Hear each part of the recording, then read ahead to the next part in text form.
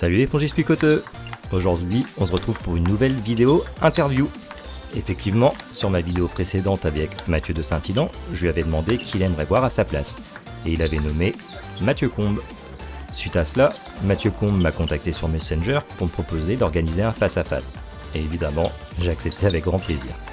Étant de passage sur Rennes, nous en avons profité pour se retrouver au club de Torigné-Fouillard, que je remercie d'ailleurs pour l'accueil. Et sans plus attendre, je vous laisse avec l'interview. Bon visionnage, et je vous mettrai les divers liens dans la description des personnes qui ont rendu tout cela possible. Allez, salut! Bonjour Mathieu. Bonjour. Merci beaucoup d'avoir pris du temps pour répondre à mes questions pour les pongistes picoteux. Du coup, depuis quand tu joues au tennis de table? Ton classement actuel? Merci déjà de m'inviter, c'est gentil.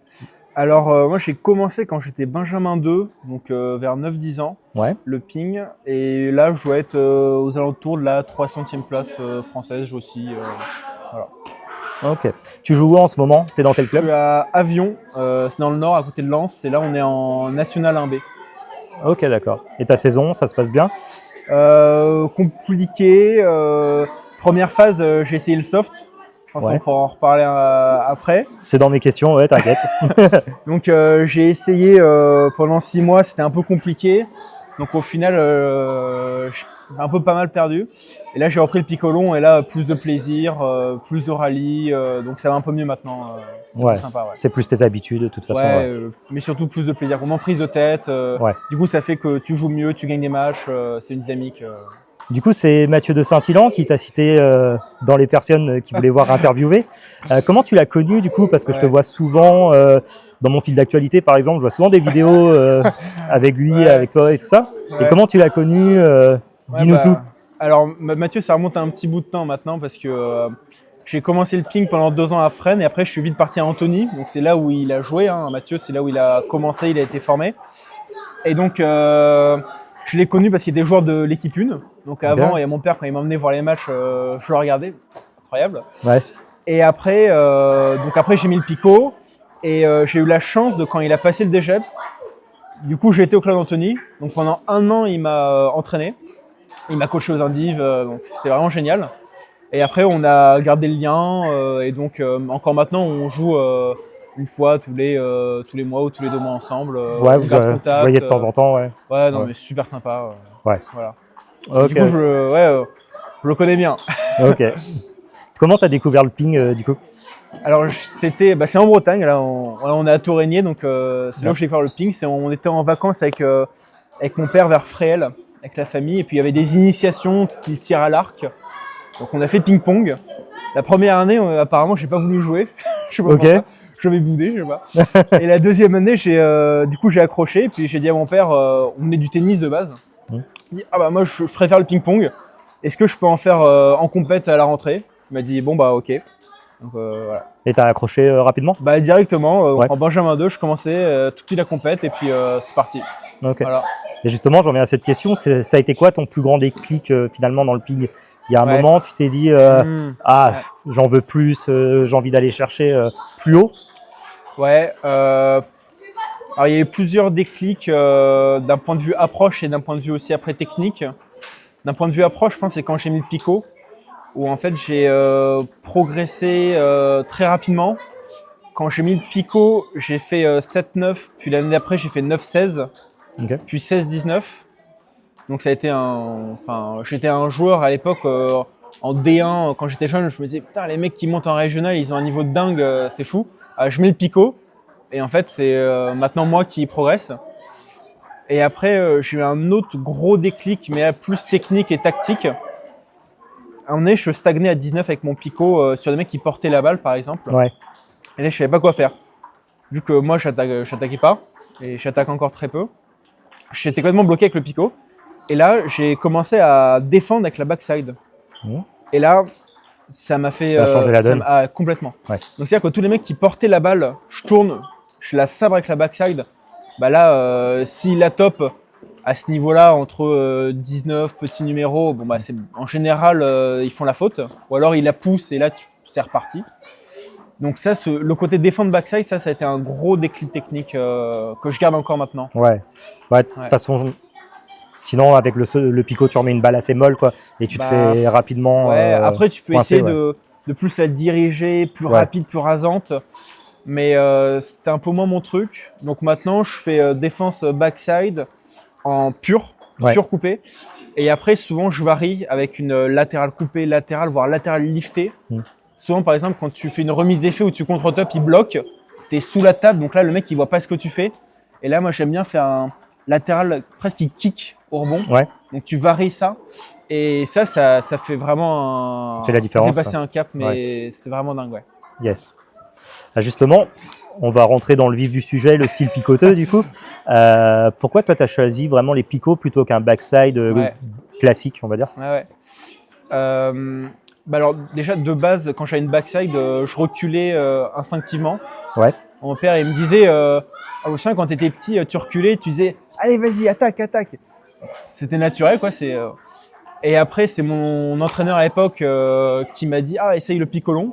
Donc en fait, j'ai juste pris le picolon comme ça parce qu'on m'avait dit de le faire. Donc j'avais pris, comme Mathieu, j'avais pris le curl P1 à l'époque, je crois que ça devait être en 0,5. J'avais pris ça. C'était ton premier picot? Ouais, premier picot, curl P1. Et donc là, comme j'ai dit au début, j'ai essayé le soft. Donc j'ai essayé pendant 6 mois quand même. À la fin de la saison dernière, en fait, je me suis dit, pour passer le prochain niveau, il faudrait peut-être que j'essaie le soft parce que je voyais BTLU qui a fait une progression stratosphérique.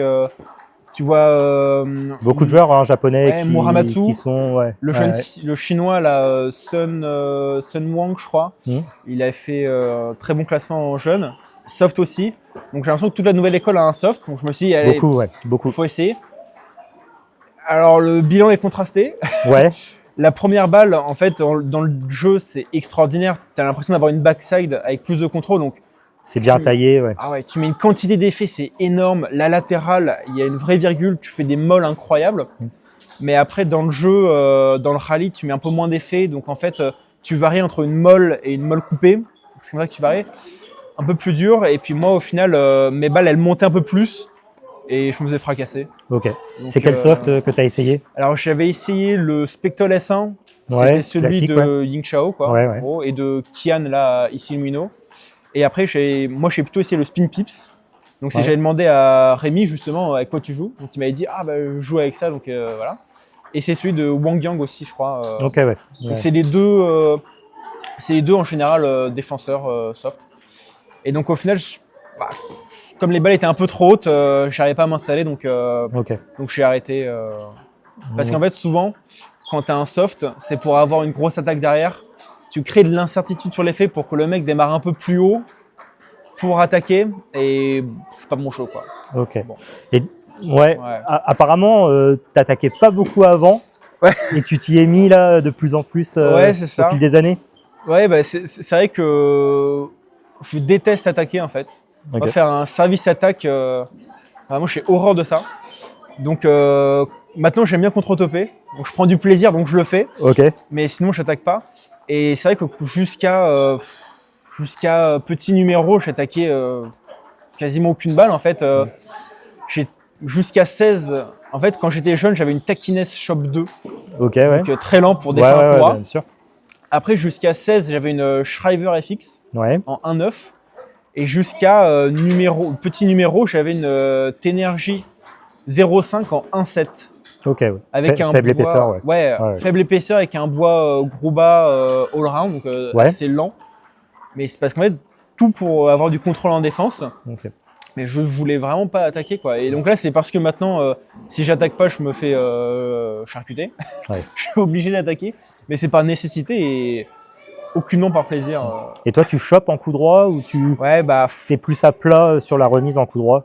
J'essaye de défendre, mais je trouve que c'est un coup qui est extrêmement dur, je trouve, techniquement. C'est compliqué, hein.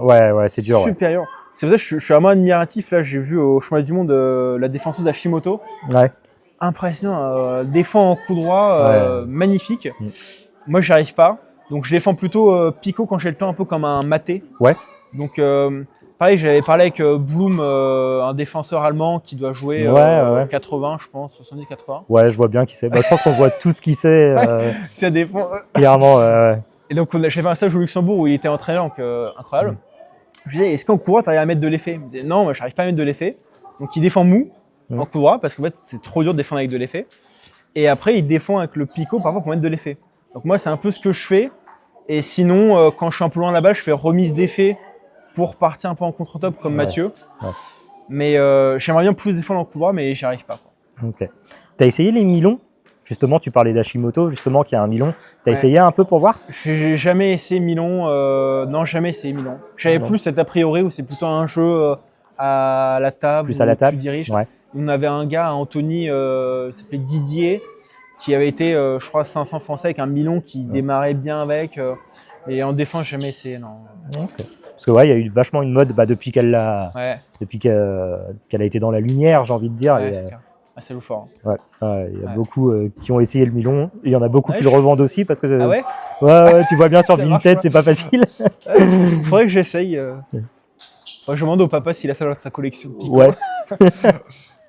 Du coup, là, ton matériel actuel, tu joues avec quoi en ce moment? Alors, je sais qu'il y a une anecdote sur le bois de Josie Hook. On va en parler.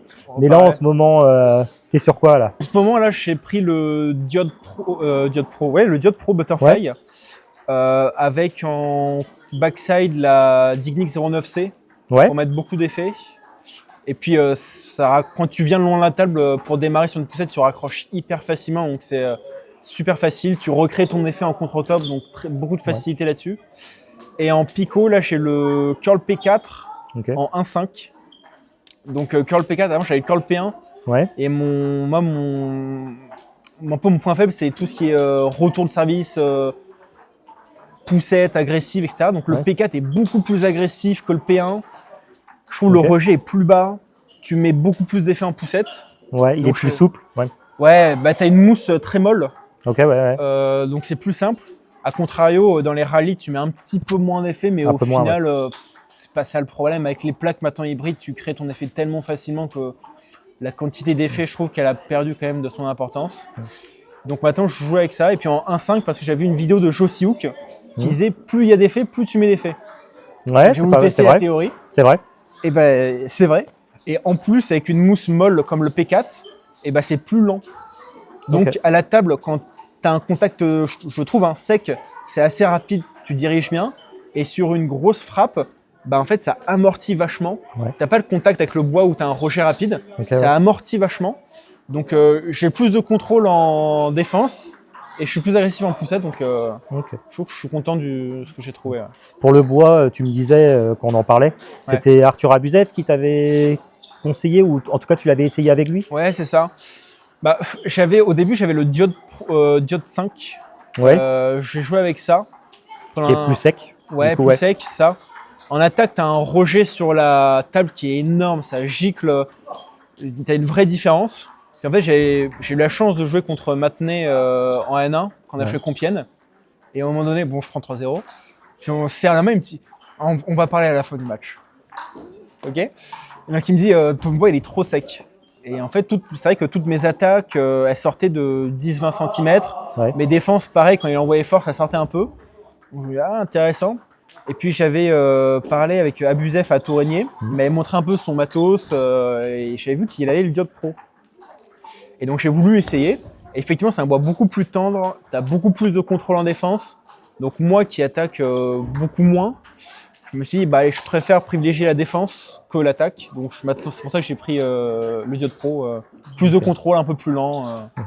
Bon, et ce fameux Josie Hook alors, ce bois de Josie Hook. Ouais. Bah alors. Tu en as cassé beaucoup apparemment. Quel est le problème? Parce que c'est quand même un bois résistant. Ouais, quand même. C'est vrai que c'est un bois légendaire en défense. Bien sûr. J'avais joué contre Zaoego, le mec, un joueur exceptionnel qui était en Pro A argentan.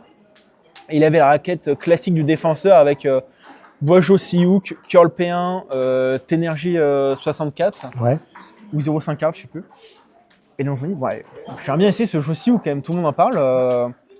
Et j'en ai eu, j'ai essayé d'en glaner un peu 2-3 à droite à gauche. Ouais, c'est pas facile. Ouais. Super dur. Ouais, bien sûr. Donc en fait, c'était à TT11, le propriétaire qui me l'avait vendu.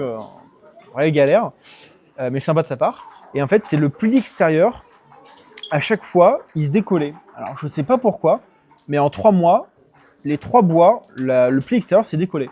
Ok. Donc je me suis dit, c'est super galère de les avoir. Bah, tu m'étonnes. Et Je sais pas pourquoi. puis le prix aussi. Bah ouais, ça coûte cher. Et puis ça se décolle. Donc je me dis, bah, c'est pas viable à long terme. Ok. Donc il faut changer. Et donc vraiment dommage parce que les sensations étaient intéressantes.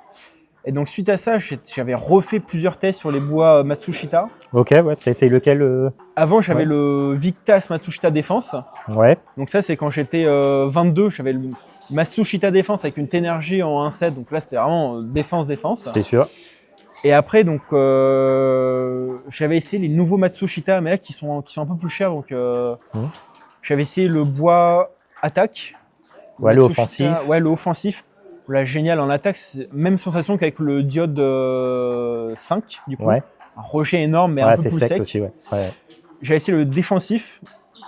Quel plaisir. Là, si tu fais que la défense, pour moi, c'est le meilleur bois de défense. Mais C'est ce qu'il a Florian Blum, justement, qu'on parlait tout à l'heure. Là. ah, c'est vrai que j'ai oublié de regarder. Ouais, Mais il a ça. mais en contrôle, c'est imbattable. Ouais. C'est imbattable. Et j'ai essayé le spécial aussi. Ouais. Et au final, j'avais pas trouvé le juste milieu entre le offensif où là c'est trop et le défensif où là c'est je peux pas repartir quoi. Donc j'étais passé sur le diode 5 puis sur le diode pro. Le ZC, t'as pas essayé? ZC, j'ai pas essayé. Ah, bah j'en ai Qu'est-ce un que là à c'est la que maison. Je te ferai essayer si tu Ouais, veux. ouais, je peux. Il a du carbone aussi. Ok. Et il a un super contrôle Ok. et il a aussi du punch. Je te ferai essayer. Mais en fait, t'as une infinité. Bien sûr, de combinaisons, c'est Et puis après, un truc de fou. entre le bois, puis le picot, puis l'épaisseur de la mousse.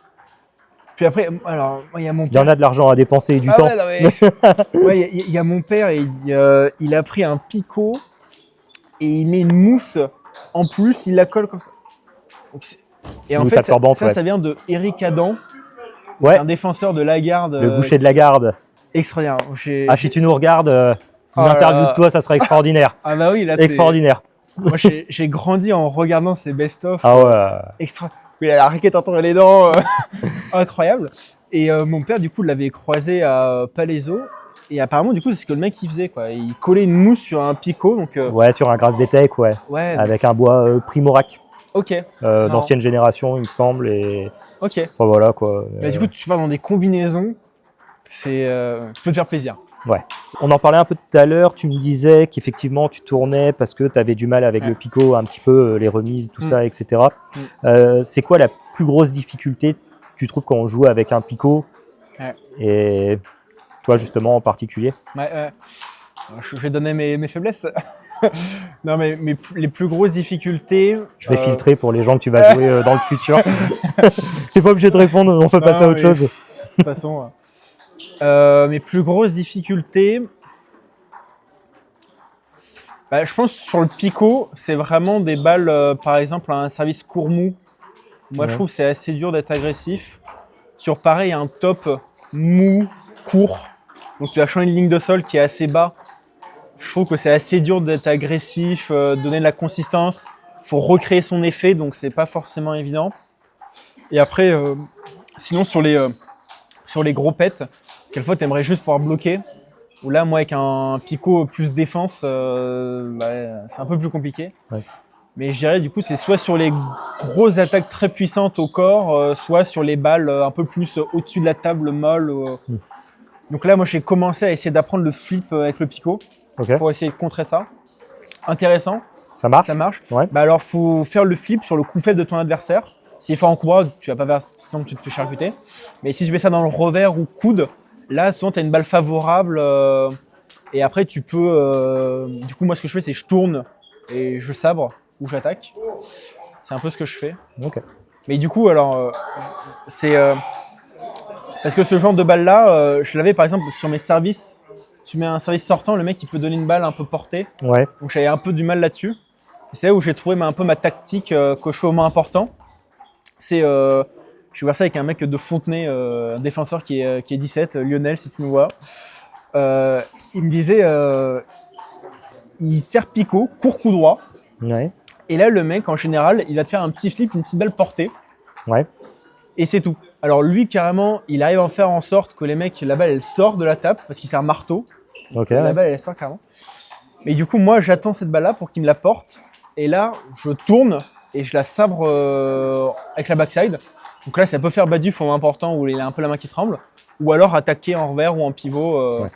Donc j'essaie de contrer un peu les faiblesses du picot en tournant ou en flippant avec. Mais c'est vrai qu'il y a des points faibles qu'on peut pas.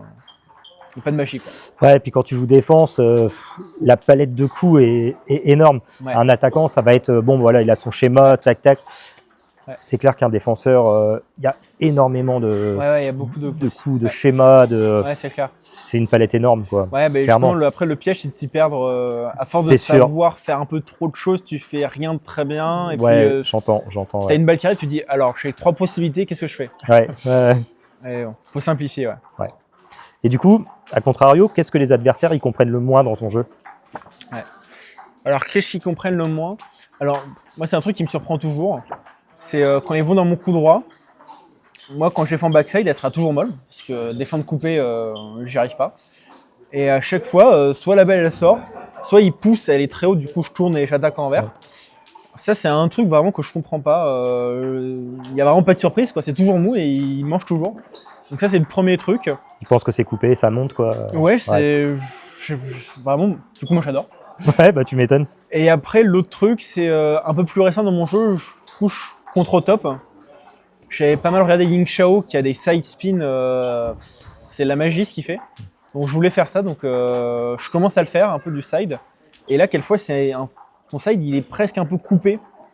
Donc la plupart du temps, ils veulent repartir par-dessus et ça peut aller dans le filet ou bloquer, ça va dans le filet. Donc ça, il y a des joueurs qui n'arrivent pas à s'adapter. D'autres qui arrivent très bien. Et il y en a qui comprennent pas et ça va dans le filet. Donc ouais. Plutôt quand ils vont dans le coup droit, ils ont du mal. Comme c'est backside, au final, ils ont peut-être un peu plus de mal à comprendre. Et après, sur le picot, je pense que c'est quand je reviens à la table et une fois coupé, une fois molle. Avec le curl P4, c'est la force. Je trouve Mathieu, il dit qu'il arrive à mettre à pousser coupé avec le P1. C'est vrai, il arrive à le pousser coupé, mais c'est pas évident. Avec le P4, c'est beaucoup plus simple. Donc, quelquefois, il y a ça sur un rallye. Quand le rallye dure, tu varies coupé mou. Si tu arrives à trouver des angles et à ce qu'elle soit tendue, donc à le prendre un peu de vitesse, là, ils peuvent faire la faute et c'est intéressant. Du coup, on va parler des relations avec les adversaires. À ton niveau, ça n'arrive plus, comme tu vois, Mathieu me disait aussi. Mais plus jeune, qu'est-ce que la remarque la plus drôle ou agaçante quand tu es fait sur le picot? Et comment tu réagis quand un adversaire se plaint de ton matériel, du coup? Ouais, alors c'est vrai que maintenant, les joueurs râlent un peu moins dessus. Ouais. C'est vrai que jeune, surtout avec des papis, à l'époque, le vendredi soir, il y a des souvenirs où il y a vraiment des embrouilles, très clairement. Ouais. Juste une fois, je suis allé à la règle de l'expédite aussi, je connaissais pas. Ouais. Et voulait un peu me fumer comme ça, un peu à l'embrouille.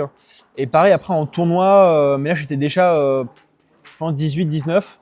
Pareil, un groupe de jeunes, j'en avais joué 2 et ils m'avaient embrouillé, pas trop compris pourquoi. Ok. Au final, je suis content, je les ai gagnés, mais c'est vrai que c'est assez agressif souvent, c'est pas très convivial. Mais alors maintenant, avec le recul, j'aimerais que les gens râlent, que je m'en nourris, moi j'adore. Bah, bien sûr. Quand quelqu'un il dit « Oh, picot de merde !» Oui. Ce match va être cool pour moi. C'est extraordinaire. C'est vrai que quand j'étais jeune, continuez de râler, continuez. s'il vous plaît. C'est vrai que quand j'étais jeune, j'avais peut-être un peu plus sérieux, la tête dedans, moins de recul, donc je le vivais peut-être un peu moins bien. Là où maintenant, quand je vois le mec qui râle, il en tire 40, la molle il la met dehors, la coupée il la met dans le filet, ça va être un bon match. C'est plaisant. Ça va être un bon match. Et il y en a, c'est vrai que ils voient un défenseur et presque ils jouent pas le match. Ouais.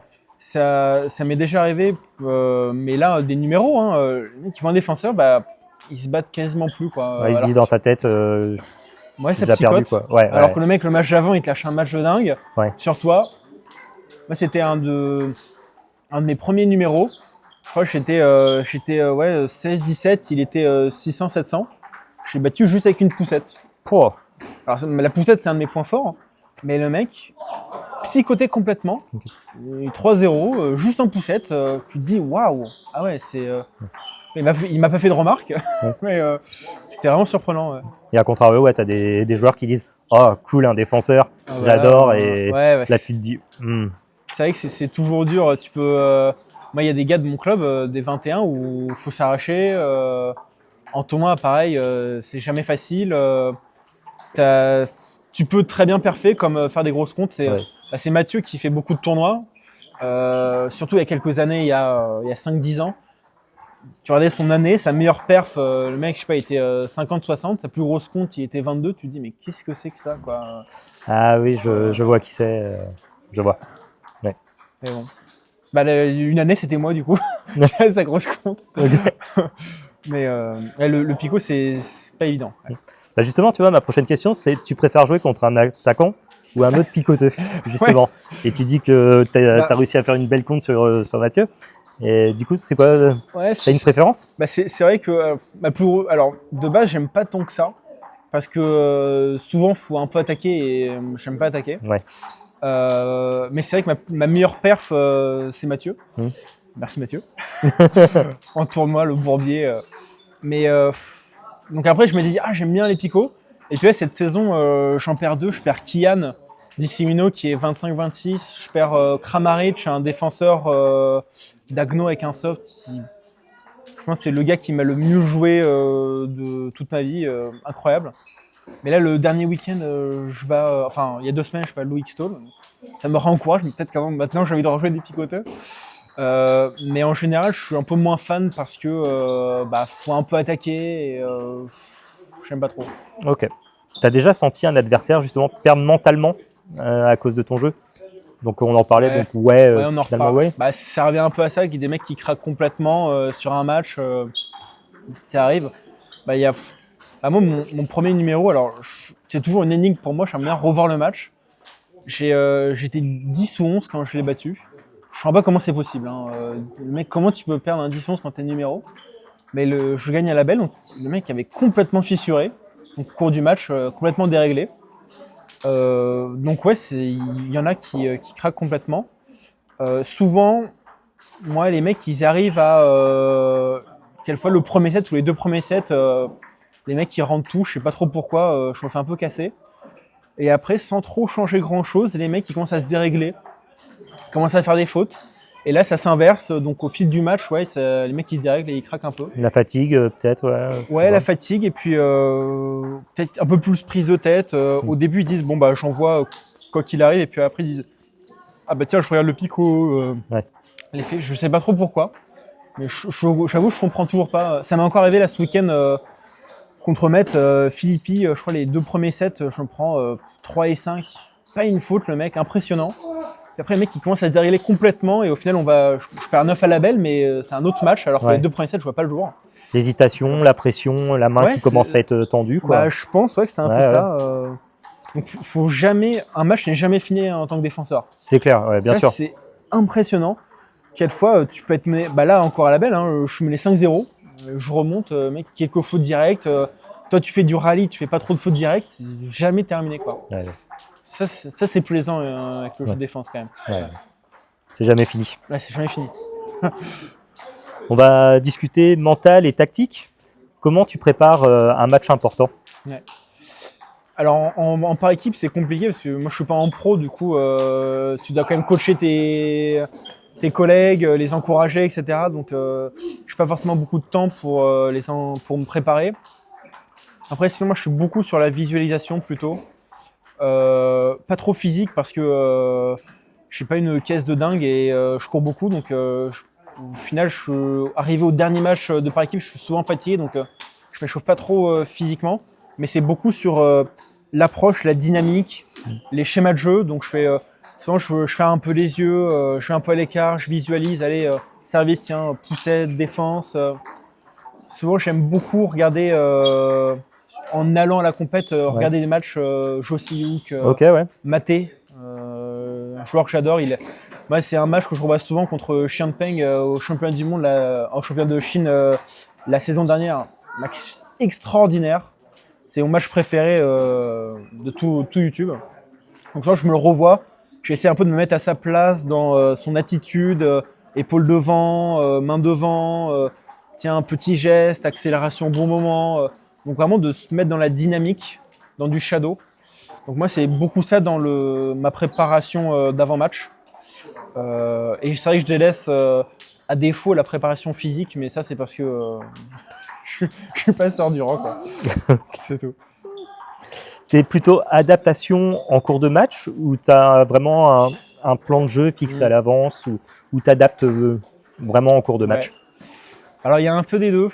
Je dirais il y a un plan de jeu de base T'as tes classique schémas. où moi je mets je trouve mon point fort c'est mettre de l'effet, ma défense revers, défense backside en revers, du coup sidé aussi. Ça c'est mes points forts, donc ça je garde. Après, je m'adapte en match. Hein. Si le mec il a un très bon pivot, s'il est très bon quand je fais plein coup droit, s'il est moins bon sur les poussées de picot, sur les balles latérales, ça je m'adapte. S'il faut que j'attaque, j'espère pas, mais s'il faut, je m'adapte. Après, il y a des choses qui ne changent pas. Par exemple, c'était en parlant avec Bloom, il me disait sur la côté tactique, il me disait après un gros rallye, moi je fais toujours service long coupé. En mode, allez vas-y, t'as voulu tirer 20 balles, on va voir si tu peux encore en faire. Okay. Donc c'est quelque chose que j'ai commencé à faire et c'est vrai que c'est extraordinaire. Ouais, ça marche bien. Moi, fin de match, enfin fin de set, après gros rallye, je fais souvent un long ou alors un court de rebond sortant lifté. En gros, pour que le mec doive démarrer, mais il doit le faire franchement parce que sinon il fait la faute. Donc ça, c'est des choses que je change rarement. C'est des choses que je fais souvent. Pareil, le côté service mou avec le picot, puis grosse taillade backside ou attaque. Ça, c'est des choses que je garde. Souvent, ça marche, peu importe les joueurs.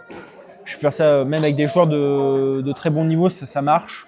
Donc ça, je garde en général. C'est plutôt l'équipe après de défense-attaque.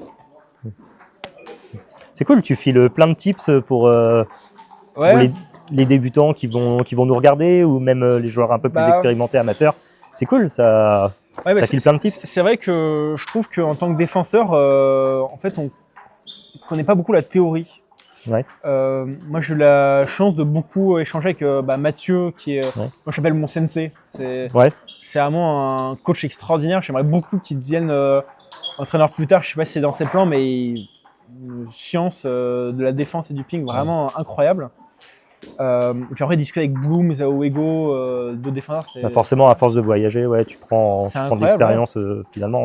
Mais même, je trouve en France, on n'est pas bon en technique.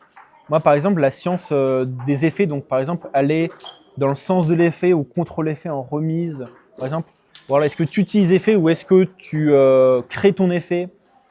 Moi, ça, je l'ai appris avec un entraîneur malaisien qui est venu à Fontenay, là où je m'entraîne, il y a 1 an et demi, 2 ans. Avant, j'avais jamais entendu avec ou contre l'effet, si tu veux démarrer fort, assurer, etc. Je connaissais absolument pas. Donc déjà, pour l'attaque, c'est pas hyper répandu. En tout cas, moi, je l'ai pas entendu avant. Et alors en défense, là, c'est le néant.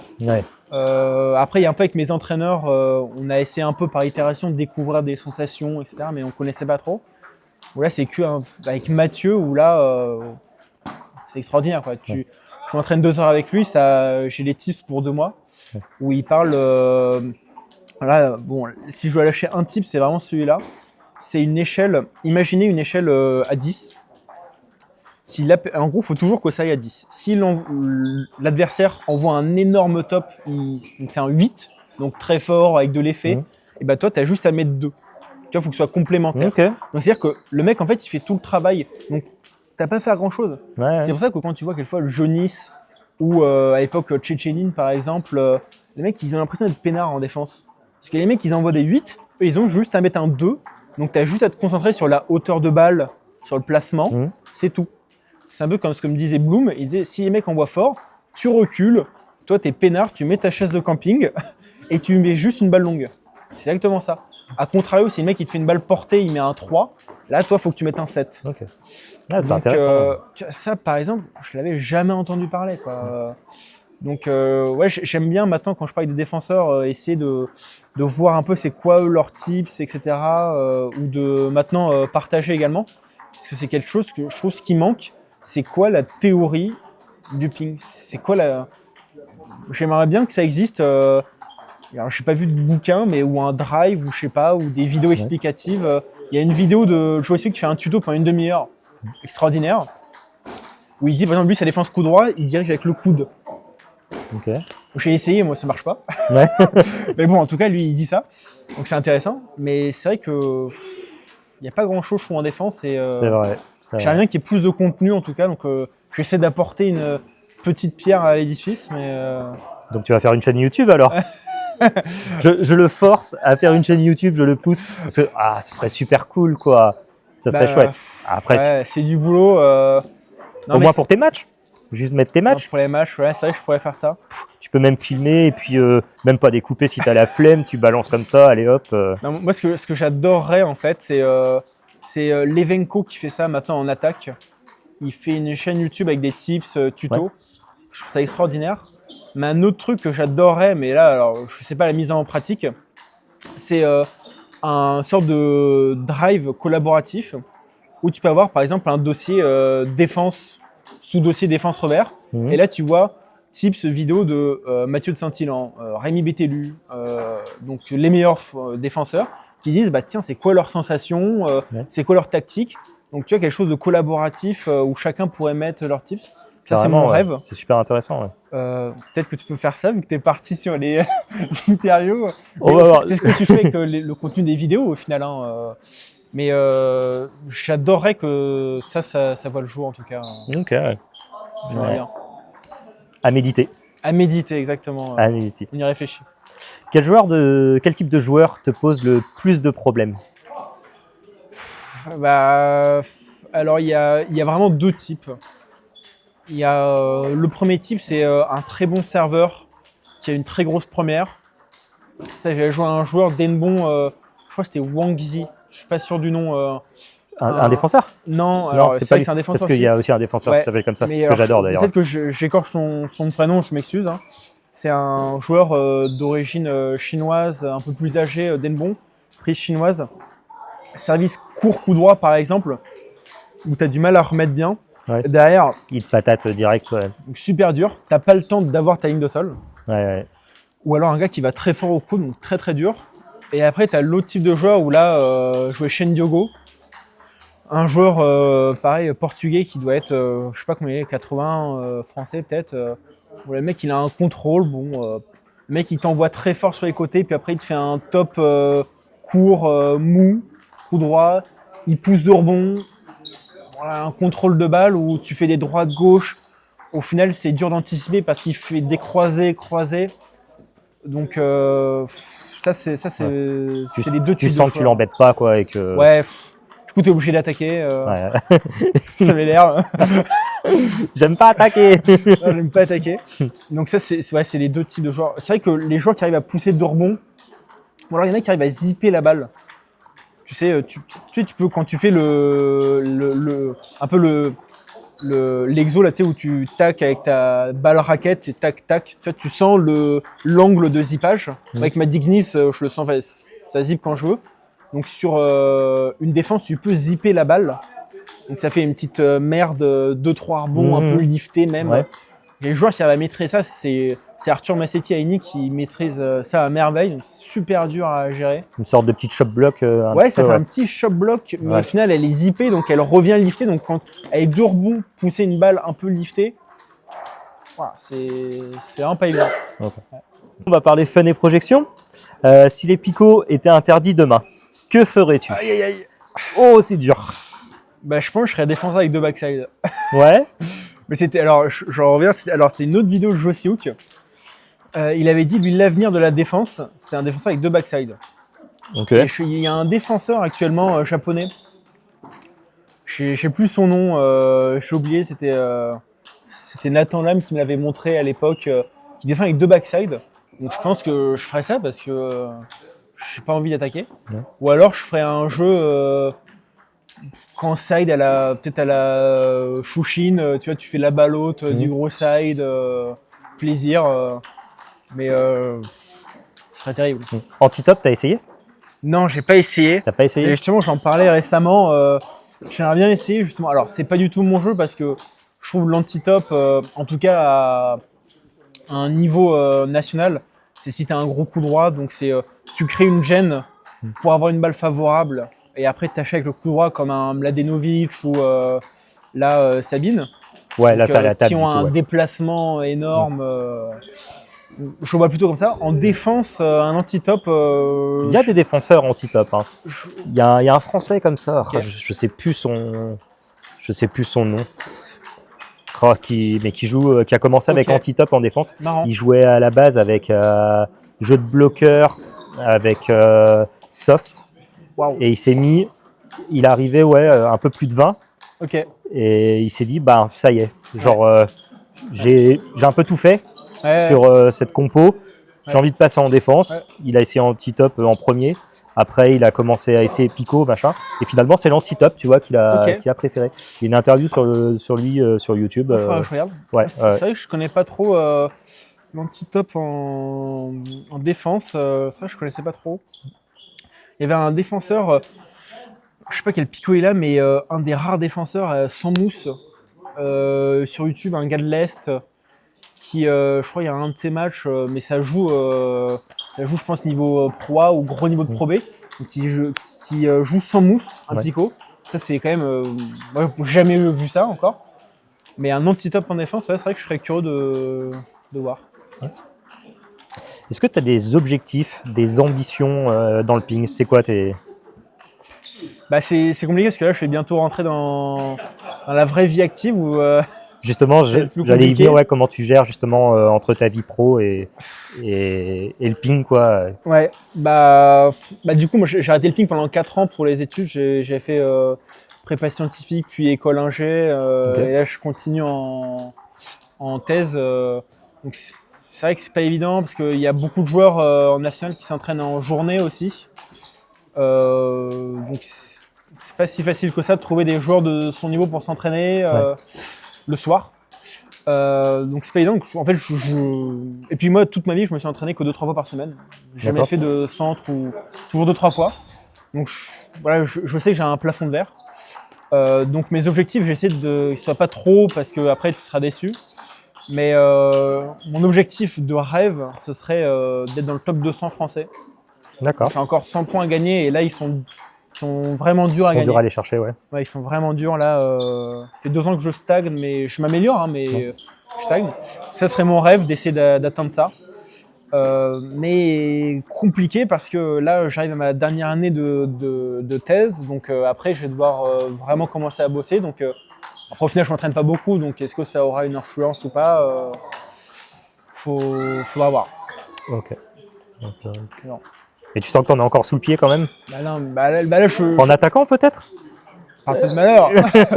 Non, mais je sais, enfin, j'ai des chantiers qui sont stratosphériques. Enfin, moi, mes points faibles, ils sont flagrants. C'est énorme tout ce que ma marge de progression est énorme. C'est juste qu'en fait, je manque de temps. C'est juste un manque d'entraînement, quoi. Donc, au final, je grappille un peu à droite à gauche, mais bon, je vais pas de regret. Je m'éclate au boulot, donc Ok, y a pas de souci. ça roule. Si tu pouvais jouer un match contre n'importe quel joueur, Un Qui match choisirais-tu? contre n'importe quel joueur. Alors, si c'était pour échanger, parce que c'est un défenseur, il y aurait forcément le maître Josiuk. 2 fois qu'il revient, Mais 2 interviews 2 fois. après, moi, mon défenseur auquel je m'identifie le plus, c'est Maté. Moi, j'adore ce mec. Ok, Parce que en coup droit, il repart un peu plus. Là où Josiuk, que défendre coup droit, en fait, je ne comprends pas comment il fait. En fait, c'est tellement fort que j'arrive pas à m'identifier. ouais. Donc là où Maté, bon alors ça reste le mec qui bat Xian Peng top 10 mondial, donc ça reste, c'est un autre sport. Hein. Mais il attaque plus envers. Là au Pico, c'est un peu, du coup je me suis inspiré de lui. Quand il revient à la table sur une poussette, il démarre presque avec son Pico. Il fait ça. Il a fait un tuto sur YouTube, sur une chaîne, j'ai oublié le nom, où il dit comment est-ce que tu fais ça. Donc tu reviens à la table, tu démarres un peu Pico. Donc avec lui pour échanger. Et après, sinon, d'un point de vue purement plaisir de jeu, je pense que ce serait T-Mobile. Parce Ouais. que moi, j'ai ce match-là à Paris, là, ou Bercy en 2011 contre Josiuk, là, en quart, 11-9 à la belle. Le match de dingue. Les mecs, ils changent je sais pas combien de fois de maillot. Ouais. Où là, le mec, tu vois, Ryan Philus, c'est dommage pour lui, quoi. Il est pas tombé sur la bonne génération. C'est Les vrai. mecs qui font tellement fort sur défense, je pense que ce serait un vrai plaisir de jouer sur lui quand même. Ouais. Ça, j'aimerais bien. Ouais. Et ton joueur préféré du coup, Pico ou non, tu dirais? Mon joueur préféré, c'est dur. Mon joueur préféré. En attaque, j'aime bien Chouchine quand même. Mhm. J'aime bien Ying Shao aussi, mais je pense que ce serait Maté parce que c'est celui avec qui entre guillemets, j'arrive à m'identifier le plus. Ok. Quoi. Bon, Je sais aussi que c'est trop quoi. c'est trop. C'est trop fort. C'est quoi ton plus beau souvenir à la table? Mon plus beau- alors, c'est pas vraiment en soi un moment particulier ou un match. C'était plutôt une période où en fait, quand j'étais junior 2, je crois, j'avais fait 2 gros tours de N1. Ouais. Alors le format a un peu changé aux Indives, mais j'avais fait demi-finale et finale en battant des joueurs beaucoup forts que moi. J'ai eu 4 ou 5 mecs dans le top 200 avec Zeng Dorian, Cavaille, enfin des mecs vraiment à l'époque vraiment plus forts que moi. Et donc David Johnson après m'avait contacté, donc c'était l'entraîneur de l'INSEP, et donc il m'avait invité à jouer à l'INSEP. Je m'étais retrouvé à l'époque à aller à l'INSEP faire des journées d'entraînement où je jouais avec Jules Roland, Rémi Menant, Rambert, des Ouais. mecs qui étaient c'est pas du tout le même niveau quoi. Et il m'avait même invité à faire un stage avec l'équipe de France jeune, donc junior cadet, pendant une semaine. Donc incroyable. Moi c'est ça mon moment le plus marquant, c'est plutôt cette période-là où j'ai eu la chance d'avoir un petit aperçu de ce que c'est que le vrai sport de haut niveau, Ok. avec un peu la prépa physique, ça ressemble à quoi une vraie séance, un vrai échauffement, jouer avec les meilleurs de ma génération, ça c'était vraiment extraordinaire. Yes. Ouais. Ouais, ça devait être sympa. Une chance incroyable. Ouais. Ok. Un conseil pour quelqu'un qui hésite à passer au Pico et du coup en défense. On va dire en défense, tu vois. J'allais dire juste Pico, mais en défense parce que finalement c'est ton style de jeu. Alors c'est vrai que Pico près de la table, je serais un peu moins conseillé. Je trouve que la défense, c'est avant tout un état d'esprit. Tu vois, typiquement, moi, l'attaque, c'est presque viscéral. Faire un service attaque, c'est atroce. Donc, je trouve que si tu as cette appétence-là, peut-être pas à ce point-là comme moi, parce que c'est un peu extrémiste peut-être, mais cette appétence-là pour faire du rallye, jouer avec la balle, mettre de l'effet, être un peu loin de la table, pas hésiter à mettre un picot, au final, c'est très facile, je trouve, c'est très accessible, hein, mettre un picot. Tu prends un curl, tu fais pas d'erreur si tu veux être en défense. Donc si tu hésites, franchement, tu essayes à la rigueur entre les phases ou à la fin, là, quand les matchs sont finis pour l'été, tu peux essayer. Ouais. Ça peut être sympa.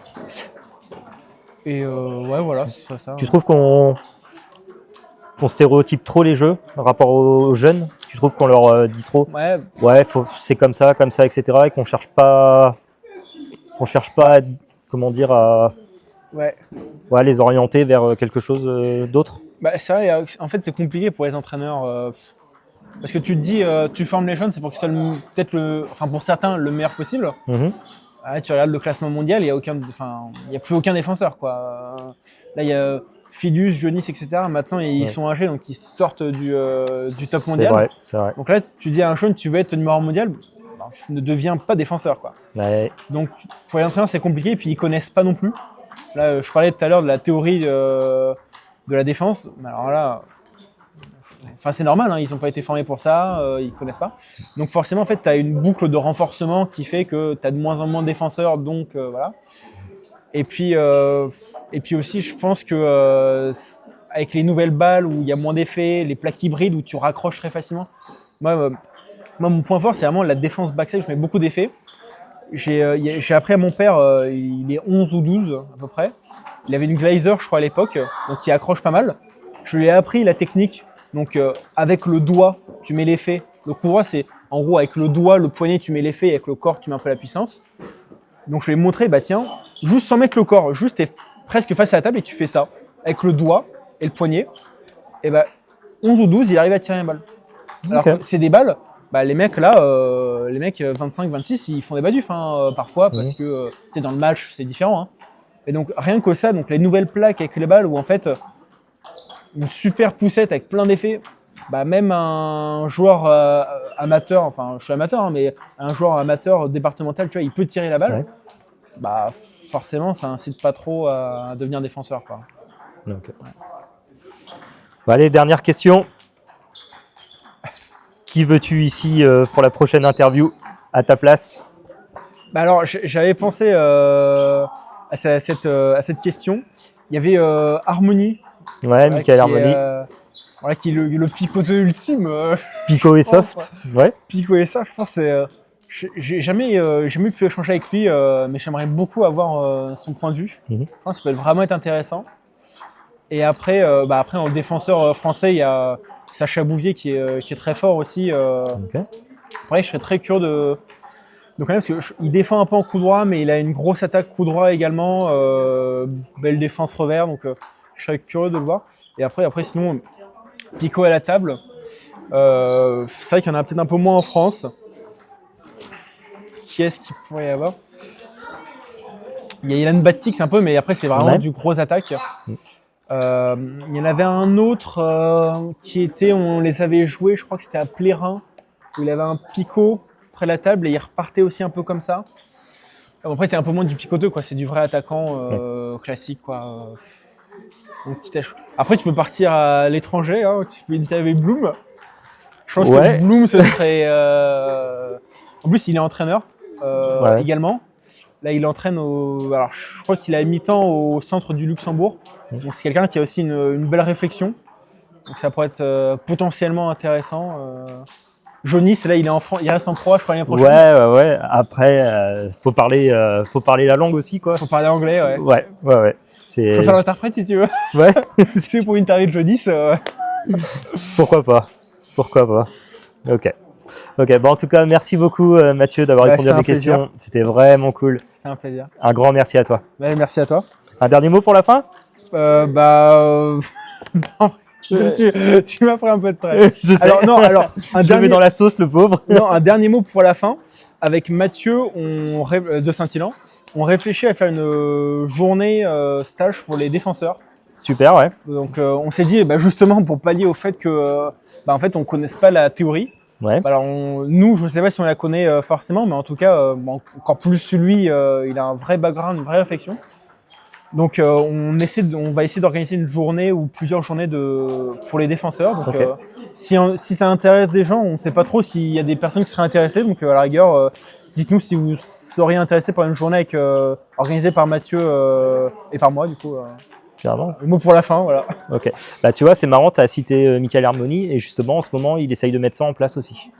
Incroyable. Et ouais. Ah, génial. Donc sur le groupe des pongistes picoteux, justement, il a proposé de donner des cours justement de défense. Ah, donc parfait. Ça serait bien que tu vois ça avec lui. Ah on essaiera de rentrer en contact avec lui, c'est parfait. Bah voilà. Oui, mais que la dynamique se crée autour de la défense, c'est sympa parce que bien sûr. C'est comme tu disais, on est une espèce un peu vouée à disparaître. Donc si on peut être un peu les résistants gaulois. Ouais.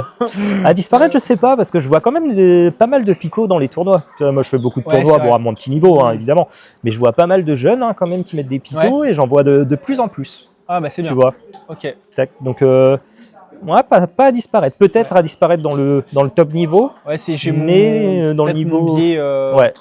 Ça, sur la international ou en pro, on les voit un peu moins, mais c'est vrai qu'au niveau amateur, il y en a toujours. Ouais, et de plus en plus, je trouve. Ouais. Là, je vois mon père, c'est un malade.